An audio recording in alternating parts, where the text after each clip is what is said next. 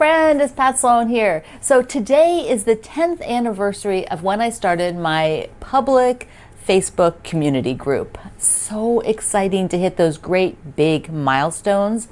Not only are we at 10 years, but we are at 400,000 quilters strong. Oh my goodness, that 400,000.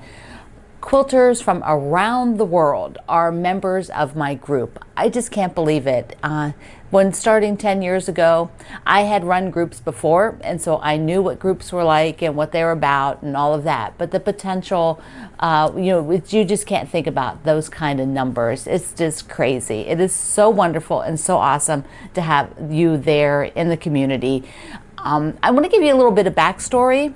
And then this month, I am going to do a bunch of different celebration things. I'll be telling you the first one, two actually today, and then during the month you're going to want to watch all my videos because this is where all the information is. I pretty much run things here from YouTube, and then the group, the community group, is for you to share and talk about your projects, ask questions, get answers sort of in almost real time. But let me give you a little backstory.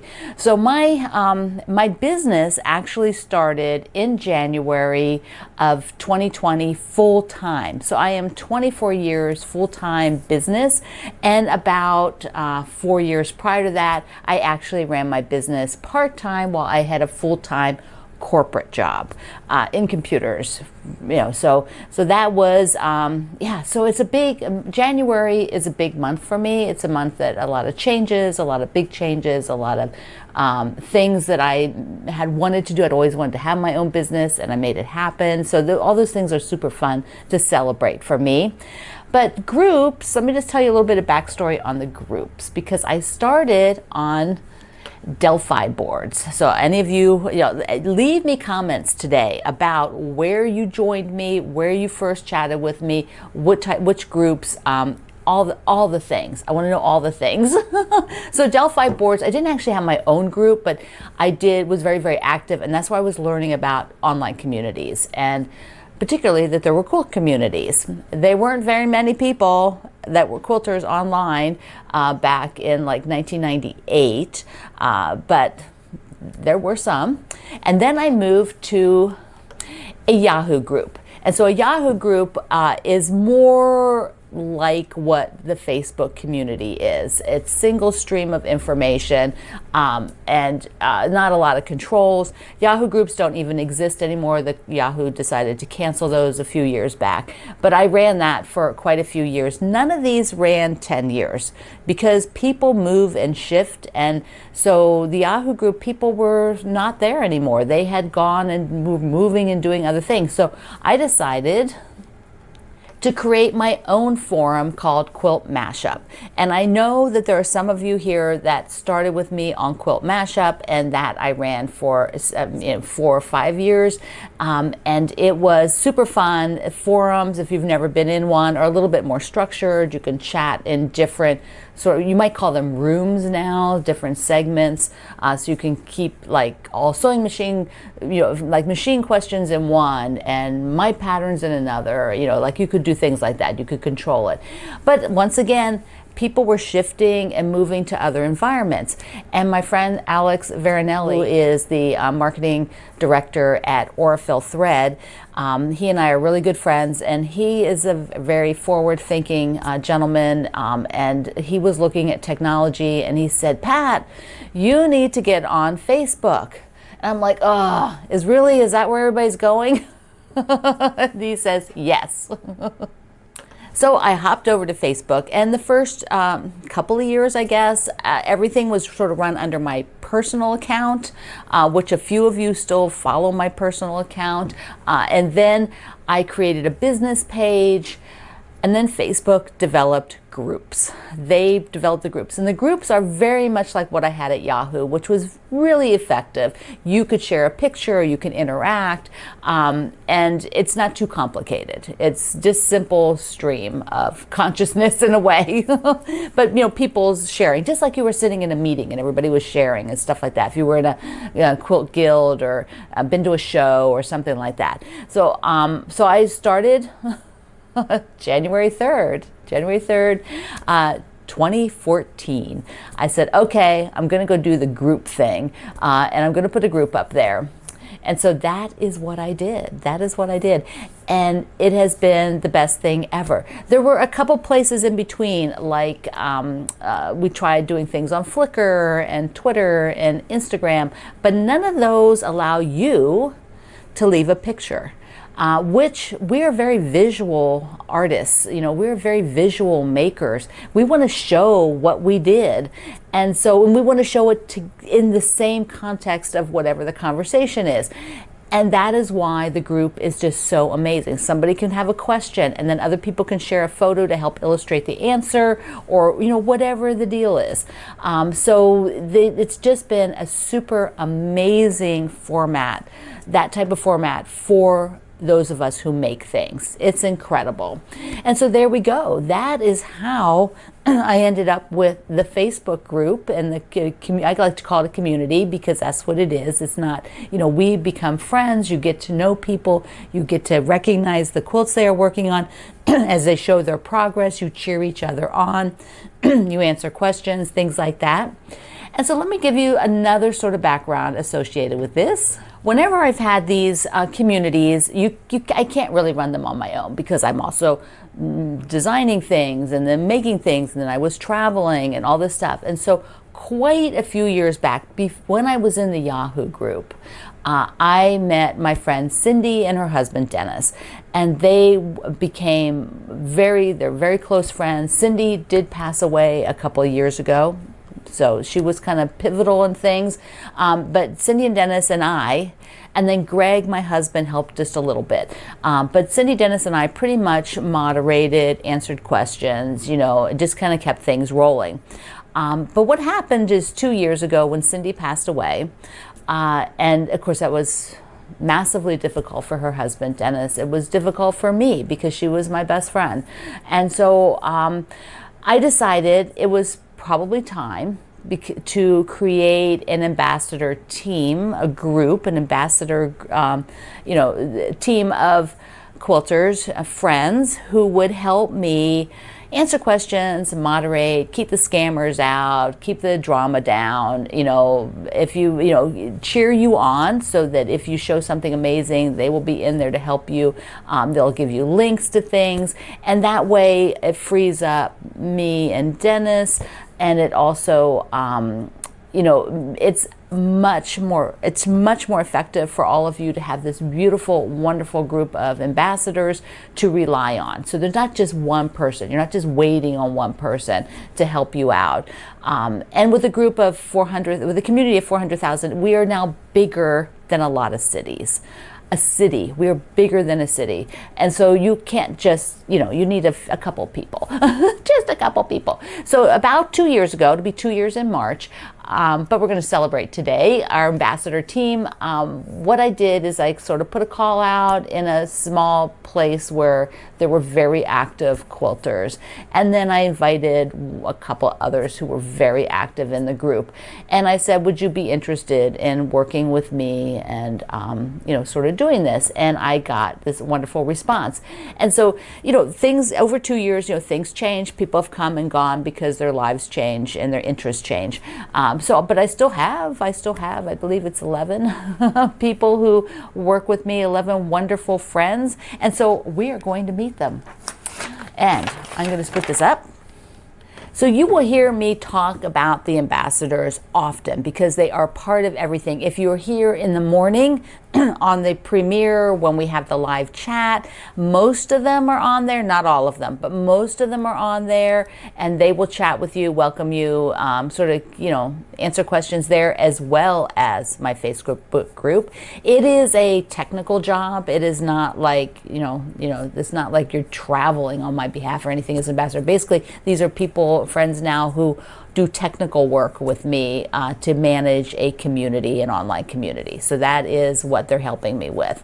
So we have Kathy, who's in Maryland, and you'll hear me talk about Kathy because she's close enough that she is the one who takes a lot of the quilts for charity organizations. So that's one stack there, Kathy, plus the ones in my living room.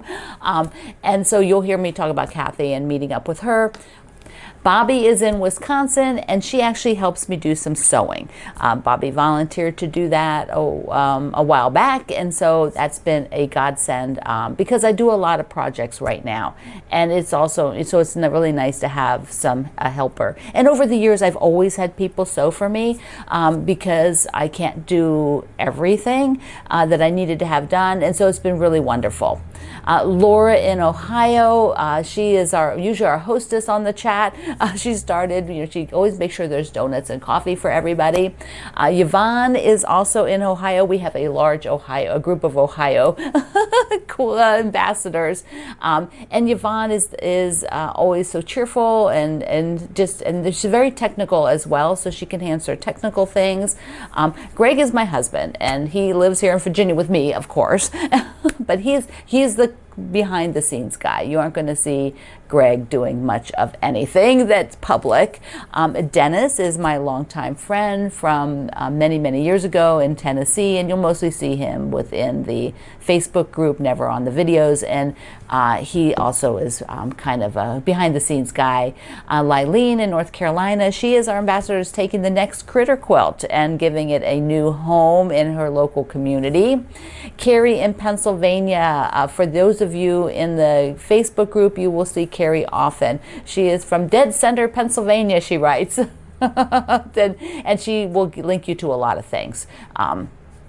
Kendall in Australia, he has his own YouTube channel. He has his own quilt business and online store based in Australia, of course, where he lives. And so for those of you who might be looking for my fabric, he has some in other countries. He has that, and he also sews along for the different quilt-alongs. And you will go and watch his more detailed making of blocks. Plus, he does other things on his channel. He had some custom dies made, so you might want to go check that out. Barbara in Ohio is just so awesome. She is our detective on the scene. Barbara can find anything. So if somebody's needing something, Barbara's on it. She's got it. Melissa in Ohio is also extremely experienced. She has the deep technical knowledge of quilt making and cross stitching, and so I lean on her heavily for things that might be a little bit out of what I normally do. And Suzanne is amazing. She has also been heavy in our online group, welcoming people and in the chat in the morning. And Suzanne is also super experienced and has that deep depth. She's also a long armor, so is Melissa, so is Yvonne. And Dennis are all long armors, so they help with those kind of questions. So I want to give you a little backstory and understanding we are a strong team, and friendship is our number one thing, and so it's just been awesome to have them. Thank you, mwah, and please thank them anytime that they are helping you. All right, what else do we have? Well, look at these. I am so excited. I don't have any physically to show you, so you can just see the pictures. I have some new items that Kate Spain designed for me on the last minute because I didn't realize it was the 10th anniversary of the group. And so I wrote to Kate, and I'm like, because Kate designs everything for me. She runs it with her husband Pete off of their store. She's an amazing graphics designer. And so I said, Kate, is it too late for you to design something for me? And she's like, I'll make it happen. She is an incredible friend. And so there's t-shirts and mugs and notebooks and tote bags and sweatshirts. Then they're so cute. Mine is in the mail on the way here because, like I said, it was late getting the information to her. But there's also going to be some stickers, which are going to be dang cute. They'll be up there as soon as the sample comes to me, and I can just verify they look okay. So I didn't want to wait. I just felt today you had to see all of this fun stuff. And please visit the other things that Kate designs. You will love them. But wait, there's more. I told you this is an exciting day. It's exciting for me, exciting for the ambassadors, and I hope it's equally exciting for you. Somebody suggested, I think it may have been Barbara, I can't remember, that maybe could I do a block for the 10th anniversary. So I have a free 10th anniversary block that you can make up into I'm going to make mine up, and I'm going to show you with fabrics, and I'm going to show you the finished one. just the top. And I'm going to make mine into the door quilt. But I also did, you can just make the blocks and repeat. And oh my goodness, I am going to do this for the whole year. I don't know, there's how many blocks? There's 9. And so at least one a month, I will make a block and I will make a whole quilt because it's just, it is so fun. It is a fun block, super fun. And then of course there's a coloring page like I have on most things for the larger project. So let's take a look at the fabrics that I picked. Here's what I'm going to do. These are drawing room from my fabric line, the drawing room. And then I wanted to put a stripe here in this position here, which the stripe is not pieced. This is a strip and you're doing sewn flips on the 4 corners. And so that way a stripe is perfect use here. And that is what the stripe, and this is just something I had in my stash that works really well. And so I am going to sew this block up. And here is my 10th anniversary block. I think 10th anniversary is silver and blue, something like that. So I think that's a tribute. Look how the stripe worked out, because you can see you cut a rectangle for this pattern. And so stripes and any kind of print you don't want to break it up is perfect for this block. And then I did just 2 fabrics around my outside as well, but not the background fabric. I picked these 2 here and I used them. And for my backing, where's it got? I'm going to use this piece of wide back from the drawing room line. So this blue wide back, so cool. And then I found my diagonal stripe. I'm going to use a diagonal stripe because we're going to look at the ambassador blocks and Barbara used a diagonal stripe. Let's take a look.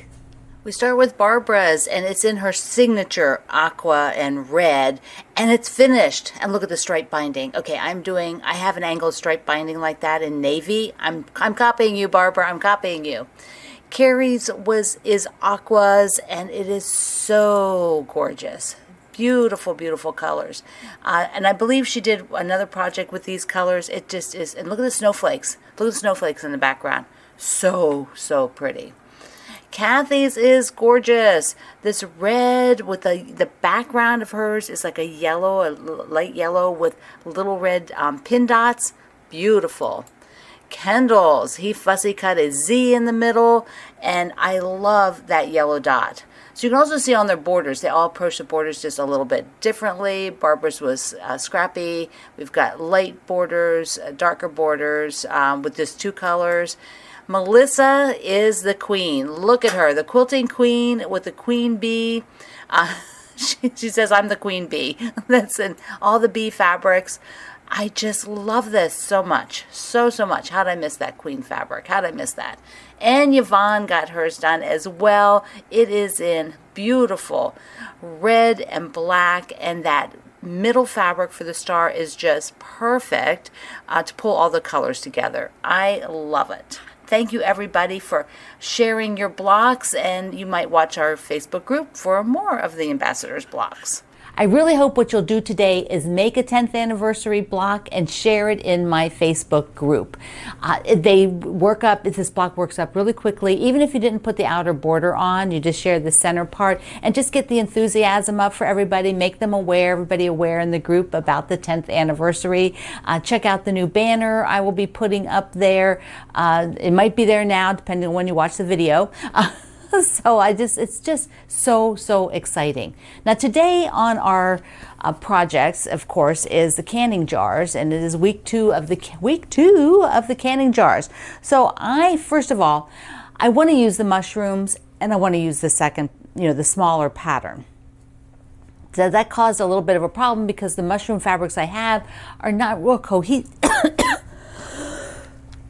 So the other thing today is the canning jars. We're on week 2, and I don't want to miss out on that, even though it's a sort of a big celebration day for the 10th anniversary of my Facebook group.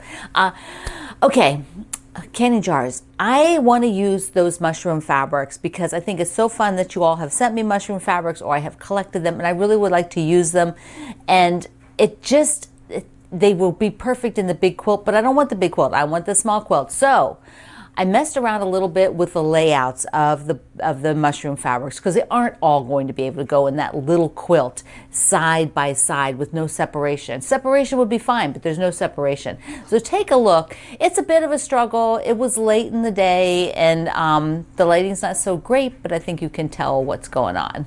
What I wanted to do is see if I could sort of balance the mushroom fabrics, and then I can't really use the red. Here is the red, and I think it's too messy with the red, but black and white is classic, and black and white really helps hold a lot of things together. And then the jar is the smaller black and white. So I think with the black and white, I'm just thinking I may have to remove the green mushrooms, because if I take the green ones out, and then maybe I would just find some other colors, like here, like that's a kind of pinky, so I think I switch so there's not really like, so the pinks are spread out. There would be the darker one, dark, dark, dark. And I was thinking maybe I can just buy, maybe I can just, I'm probably not going to buy anything, but I could repeat some of these dark ones again. Some more switching around. What I decided to do was take out certain colors so that it came down to more yellows, whites. I did put this green back in, kept the one darker brown. I've got this pink, which I think I need to like switch. Let's see, kind of like that maybe, and do something like this, that pink down there. But yeah, see, I've got weighted issues. There's two weighted. I need that, here we go, that pink up there instead, and this lighter one down here. And then what I ended up doing was finding some strawberries with pink. I found this pretty, I love this print, and it's kind of just a blender then. And then I found this one with the jars with the tadpoles in them, and I could put, instead of that one, which isn't really, it's only floral, I could put the bees. I could put some bees like that. And okay, so that is working. So ultimately, I was showing the ambassadors the pictures, and I was like, it's going to work. And I just don't have time this month to make 2 quilts for canning jars. It's just, I can't do that. Even though I want to make that large one at some point, I'm going to eventually do that maybe later in the year. So what I did, I think it was Kathy who said, I think it'll work out. I think it'll work out. So I'm like, okay, I'm gonna go. And I think Melissa said too, like it looks fine. So here's what I did. It does look fine, doesn't it? I love it. So I ended up taking out the greens. I will have, this is the first row. So we've got six canning jars. These 3 go over here, but these design boards are not big enough for that. Let me pop a picture up. So there you can see on the picture, they're all side by side, and this will be the sashing because I will have to switch to that black, which I'm totally fine with. I love how this looks now. And each row will have one that's a little bit darker, and there'll be 3 blocks that are not mushrooms, because unless I decide to repeat it, but I've already put in the strawberries. I think the colors are great, and I'm okay with that. And so there we go. I want to see your canning jars as well. So hopefully we'll have a row of canning jars by next week, so we can get on to the second row of canning jars. Although I think I might do the sashing next week. So talk about that. All right, my friend, there is going to be some other surprises this month, so you want to really be sure that you stay on top of coming here to my YouTube videos. Subscribe if you have not done that yet.